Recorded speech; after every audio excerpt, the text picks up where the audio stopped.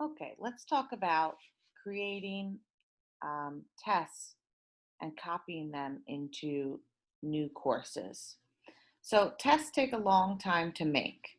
And if you make a test, you spend an hour or even two creating questions. You may want to also have this test in your other courses, especially if you're teaching multiple sections of the same course, or maybe you're able to reuse and adapt this test to another grade or to another class. So the only way to do that is to export and import the tests. When you click here, a lot of items, if it's an item, you may be able to simply copy it. But when I look at the options next to this test, I can't copy it. I could physically move the test, but I want to keep the test here and have the same test available somewhere else. So the only way we do that is to export it and then import it into another class.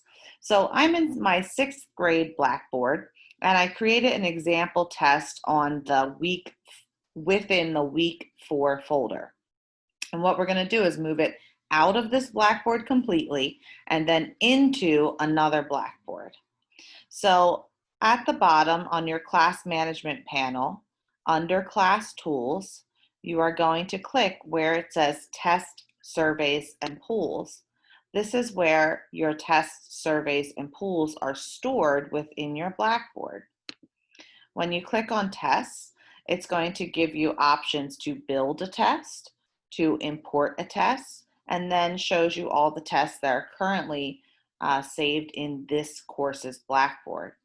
So what we want to do is export a test because we're moving it and making a copy of it to put on a different course.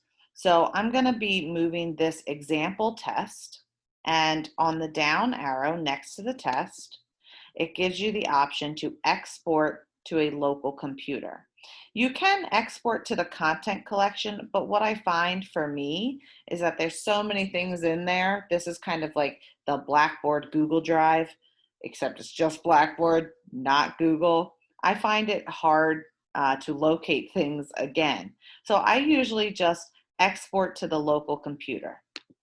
When I do this, as soon as you click it, it creates a zip file at the bottom of your browser here, and you just click that once and kind of drag it over to your desktop. So you want to make a note of the name, and you can see this one's called test export file, and it ends with the word moving. See that VING, because my test is called example test moving. So now our test is exported. And remember, I did that by simply clicking next to the test I want to move or copy. You click the down arrow and then you click export to local computer. Okay, the next step is uploading this test into another class. So I'm in sixth grade right now. I'm going to go ahead and move to my Lower Merion and enter a seventh grade course. And maybe I decided, you know what, this test is really just a survey. It's a simple worksheet. It's going to work for both sixth and seventh grade. I want it here too. So I go ahead and do the same step.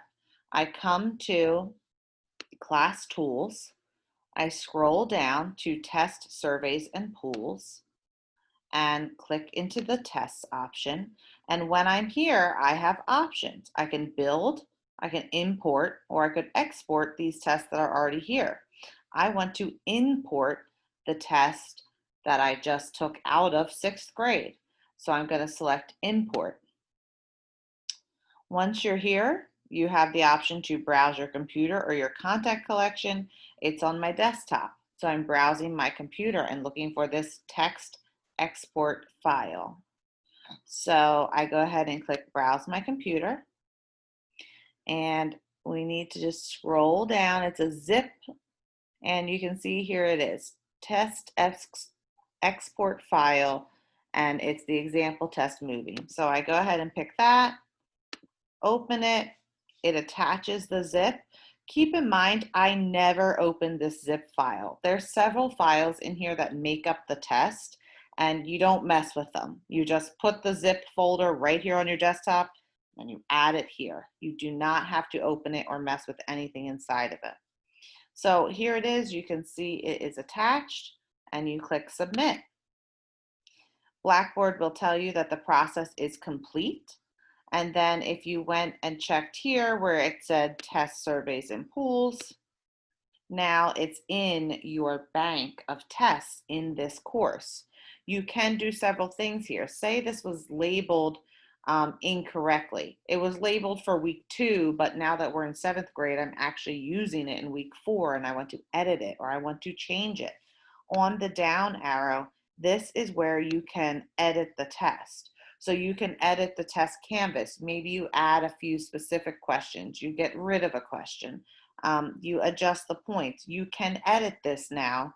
It is a 7th grade test, and the test in 6th grade will not be affected at all. That original test that we exported is not affected when you start to edit it in a different Blackboard.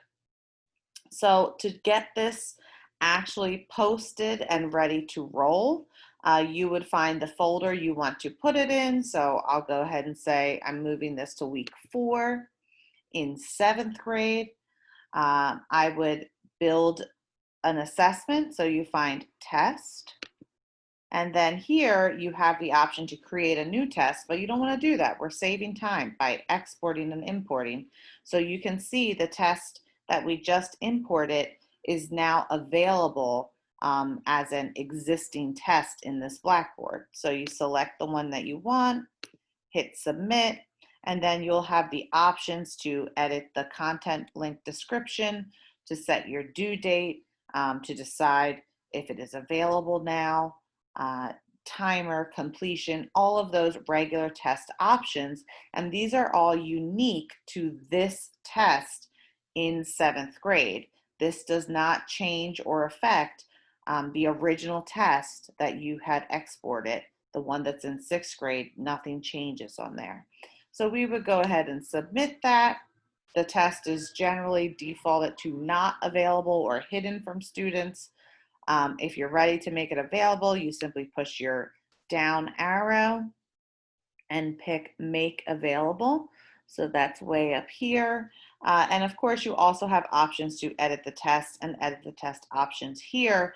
Just keep in mind, once you make a test available, if anyone attempts that test, you cannot edit it after that without clearing all of the student attempts. Okay, so that's moving the test simply by exporting it to your desktop and then importing it into your test surveys and pools tool.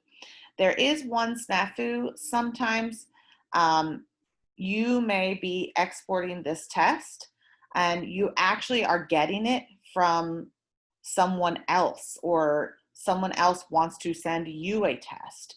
Another teacher, another 7th grade English teacher wants to send you an English test, but you're not a class builder and they don't have access to your Blackboard, and this zip file is way too huge to actually email. How do we do this?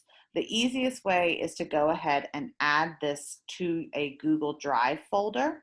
So if we click on Google Drive, and this is just if you're not importing and exporting locally, you're doing it across several staff members or a department.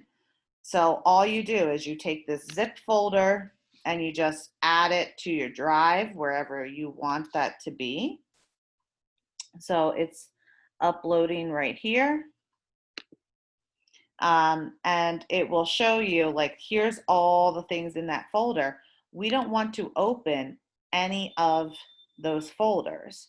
Now that it's here, let's see if it's actually here. Oh geez, we've gone down the wormhole. It's around here somewhere. If I search for it, test, export,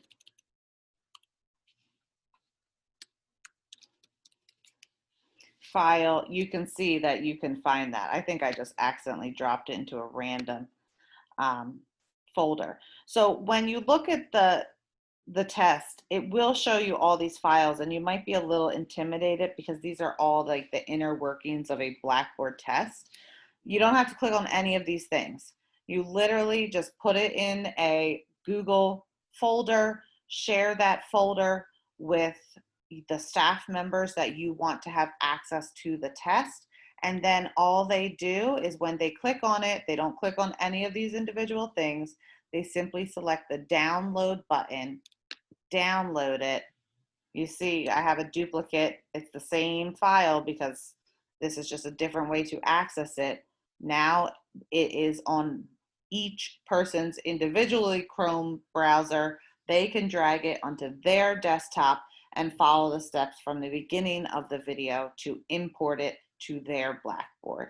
So I hope that cleared some things up on how to move tests and how to save yourself a lot of time and save, multiple department people from having to remake the same tests. All right, thanks for listening.